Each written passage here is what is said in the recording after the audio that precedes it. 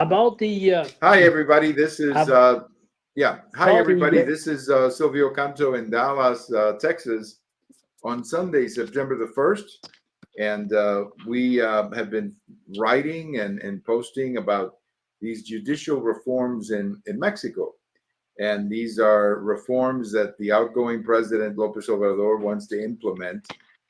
These reforms have become very controversial because they're viewed by the critics as giving too much authority to the presidency and also politicizing the judiciary. There, there's a lot of feedback or reaction, backlash from investors, as well as obviously the political opposition, also from the U.S. Embassy in Mexico City. The Ambassador Salazar has been critical of these reforms. So far, we have not heard anything from the Biden administration, but we assume that the ambassador, who obviously is appointed by the president, represents the Biden administration's views. So tonight, to catch up with all of this and chat a little bit about all of this from a more local perspective, we've invited our friend Richard Fortin. We've had Richard on the show times. I've known Richard now for almost 20 years. And we're going to talk about it, and we're going to get his input on this. So, Richard, welcome. It's great to see you. thank you to invite me. I want to bottom line, that I don't want to say that Mexico is a Venezuela policy. It's not the same thing. Mexico is Mexico. So number two is we have to understand, that the reform, the judicial reform, it's about, that we spend $350 million law and juez, on judge, and he want to have less. The president he want to reduce costs, and this reform will touch, high salaries of people like a magistrador and judge and so on. And then he will replace by only with the, I would say, the lower level of the lawyers in Mexico. And then he want to save $350 million a year, and to redistribute, this money to poor people. This reform, obviously, on the free trade agreement, we doesn't affect anything about free trade agreement. Free trade agreement is still going on. Even the only issue that we have is about the insecurity of the investor, and then the both ambassador from Canada and US. Right. I'm agree with this. They are concerned. It's an issue, but with the time, they will try to stabilize, because the economy of Mexico is a bit better than U.S. So so we'll see.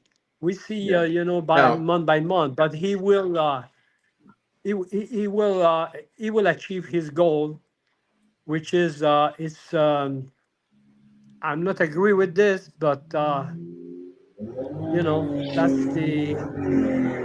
the way the president. He's a more nationalist and more socialist. So this unsecure the investor, but we have not only investor from Canada and US. We have a lot of investor, as from China, from European well, Japan. I country, and mean, so on. Japan. So Yeah.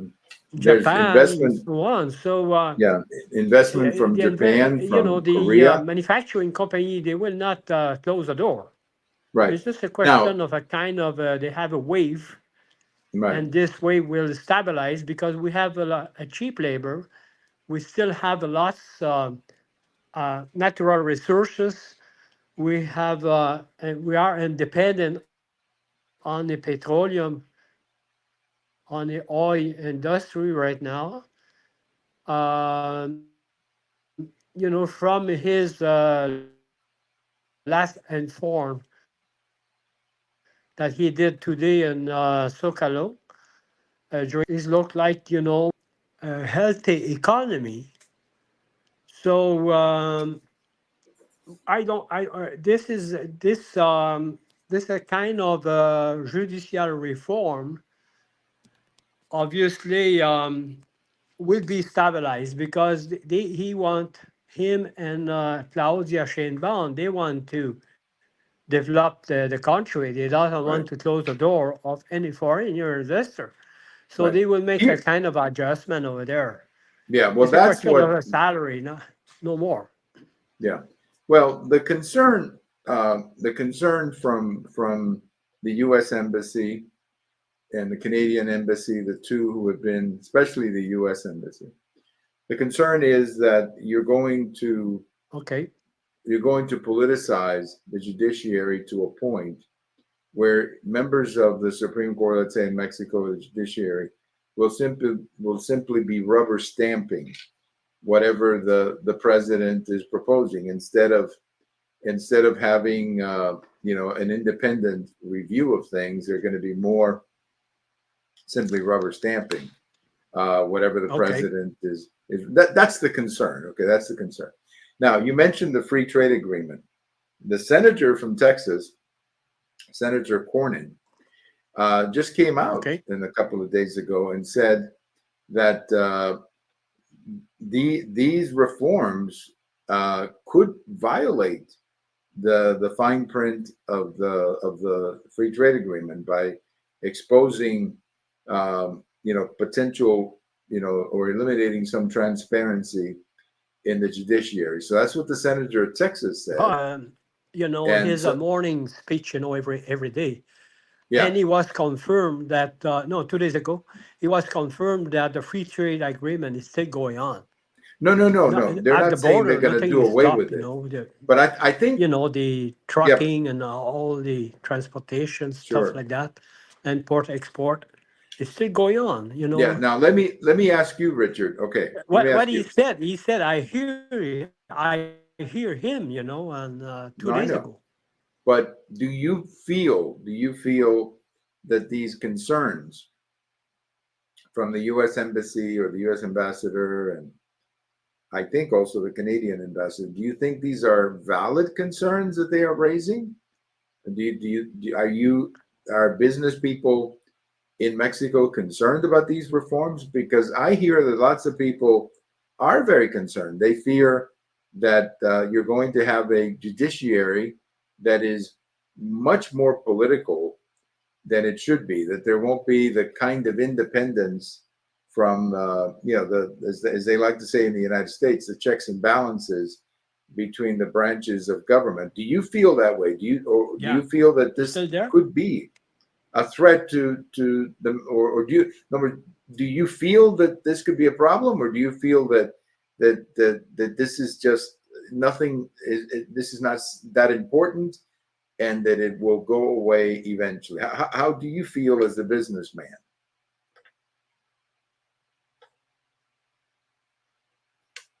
I think we just lost you there. We just lost the contact. We'll wait. I think we just got frozen there a little bit. We'll try to see how we can get Richard back. The question I had, of course, is, how is all of this playing with the business community in Mexico? What we hear. Are you there, Richard? You still there? Yeah, I'm here. I'm here. I just hear you. Can I ask the question again to make sure you heard it? Yeah. Let me just say it again, okay, please. Let me say it again, and then I'll give you a chance to answer. The concern from So, je the perds business. l'Internet assez. Can you hear me? I cannot hear you. I cannot hear you right now. We're having a bad communication. It looks like we're having a bad communication there. And okay, I can see you now. Can you hear me? Okay, I'm for. Yes, I I'm hear done. you. Okay, Because all my right. internet over here, I don't know what's No, happened. no, I'm I on understand. But can you, as long as you can Verizon, but hear I me, don't know. as long as you can hear me and I can hear you, Yes, I we hear you. I can. hear you. Okay. All right. So please listen to my Yes, question yes. again, Okay. please. Listen to my question again, because I think we lost it in the technical problem. Let me tell you what the critics are saying, and you tell me if this is real, if you're concerned about it. The criticism is that, and this is coming from a lot of international investors. And you read the article that I wrote this morning at the American Thinker, where I was talking about these concerns. The concern is that these reforms are going to concentrate too much power in one political party, and that political party will control the Congress, will control the presidency, and will control the judges. That the judges are going to be simply elected in a political atmosphere, and that will put at risk, the independence and the transparency. Do you agree or disagree with that, please?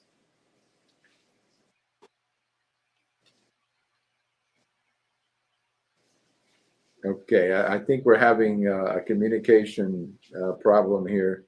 Richard, can you hear me at all? Okay. Yes, I hear you because the internet with Verizon, I don't know what happened. Okay, It's that's very fine. But I mean, fragile. I can don't you know what did you happened. hear my question? Okay, keep going on. Yeah. Can you answer? Did you hear the question I Yes, asked you? yes, I Okay, hear your question. okay, can you try You know, answering that question for me? Just answer that question. yes, I yes. Okay, we have, we have the over 34 state. We have a kind of 32 state they were against of the judicial reform. Imagine, because if we because he want to have more power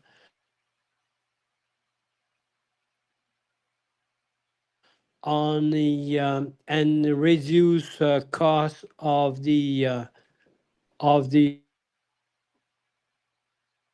kind of thing that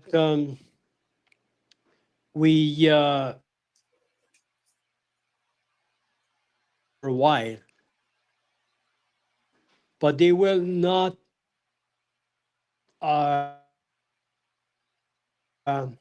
with the times coming in, they will not reduce his money. So they will just kind of some time, to make adjustment. I'm not agree with this, but is he want to have AMLO and Claudia. They want to have more control, and the opposite party, they're gonna have less power. That's the kind of thing that the money will change from one ambassador or one senator to another senator. So so they're gonna have a vote on the Congress pretty soon about this issue. Right. Okay. So, So Richard, you I know, mean, let me ask you this last question, please. Do you as a businessman, how do you think these reforms are good for Mexico or bad for Mexico? I mean, how do you feel? I mean, I know I mean, do you think this is good for Mexico or bad for Mexico to have these reforms that are basically going to put all of the power, executive, legislative, and judiciary, in the hands of one political party? I mean, just do you think this is a good idea for Mexico? well, it's for me, that it will it's good, not 100%, but I would say it's not so bad because they will not. they will not go backward. They want to they want to increase the economy. So their vision, they doesn't want to decrease the economy. So the only thing that's right now is not good, because they destabilize the other party, the opposition on the Congress. And with the time, they will try to convince, because he invite, like last week, he invite the five largest, richest men at his office, and he asked them what what he think about this judicial reform, which was five richest men in Mexico, like Carlos Slim and so on. So he keep in touch with the rich people. I mean, the Mexican rich people. So he's aware,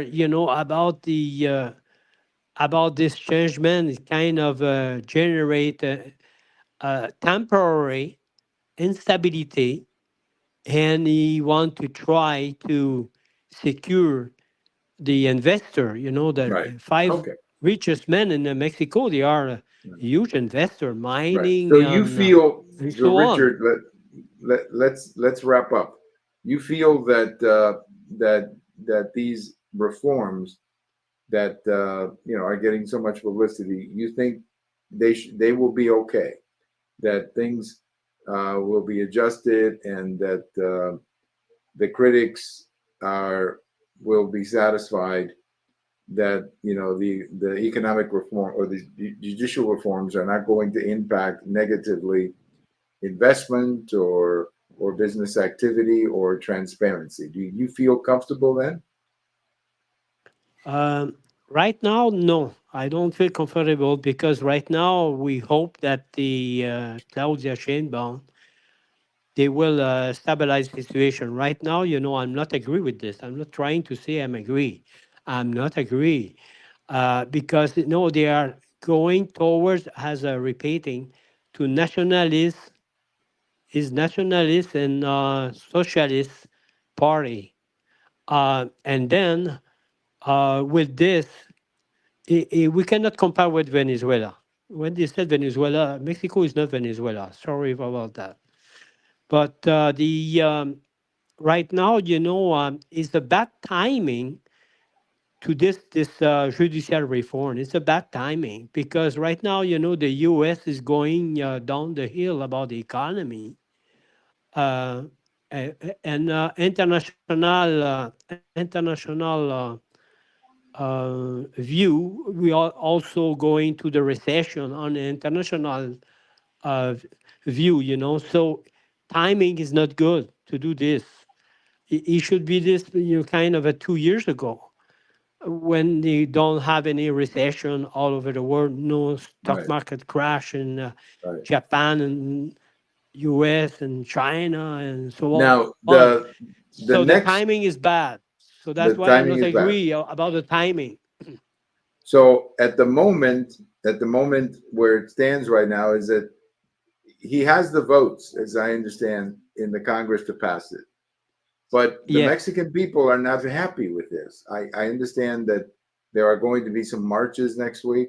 Mexican people are not happy because, I mean, look, I have people that I know here in the Dallas area. I saw them on Friday, who are, these are Mexican nationals who live here, who are very concerned about what this is doing to Mexico. So we're going to have to wrap it up. But I just feel that I think there's a lot of concern. I mean, I know that Mexico is not Venezuela. I Yeah, understand that. I'm agree. No, it's not. I I'm mean, agree. that's it's not the same thing. But I personally think it's a bad idea when the judiciary when everything is being run by one party. You create kind of a situation where there's no checks and balances, and I think that's the concern of many business people. Yes, Well, Richard, I want to thank you I'm so much for agree. your time. Thank you for your No, but time, I and want, I want just to summarize. yeah, okay. All the extreme left party in every country is not good, right or no? No, I agree. I agree. And the problem is that again, what the critics are saying, and the critics are not just investors, the critics are people in Mexico. What they're saying is that you're going to have basically you're going to have the entire government run by one party. That's what they're saying, Yes, including the judges, and that is which is dangerous bad. because Which is which bad. is a bad idea, and that's what they're really saying. It's not a good idea to have all of the power, presidency, I'm legislative. I agree. mean, the judiciary has to be independent because if it's not independent, then of Right. course you've got serious issues. Well, Richard, listen, thank you so much for giving us your input. I'm sorry about the technical problems, but we should be okay. And thank you again. And I hope we can do it soon. Maybe get another report from you at a different time. But thank you so much for joining me tonight. And we'll talk again when maybe the next time we'll have more luck with the connection. But sometimes that happens, as you know. Thank you so much for your time. Okay. Yeah, I think unfortunately we just had some bad connections this time, and it happens sometimes when you're talking, on the international side. But I think again the concern, just to wrap it up, there's concern that the independence of the judiciary is going to come into it's going to be at risk, as they say, and that it may create some problems where you have one political party dominating the presidency, the legislative, and judiciary, and that could threaten the political stability of Mexico. A lot of people feel that way, and as I say, Senator John Cornyn from Texas is very concerned about it. The ambassador in Mexico, Salazar, is very concerned about it. So lots of people are concerned about it here in the United States. I assume the Biden administration is too, although they haven't actually said anything directly. I'm thinking that the U.S. ambassador in Mexico, who was appointed, of course, by the Biden administration, is speaking on their behalf in this situation. Thank you for listening. This is Silvio Canto in Dallas. By the way, I have a post over at the American Thinker today, Sunday morning, about this. If you want to check it out, let me know. Just go over to americanthinker.com and check it out. Thank you so much for your time tonight. Have a happy Labor Day weekend, and we'll talk to you later. This is Silvio Canto in Dallas.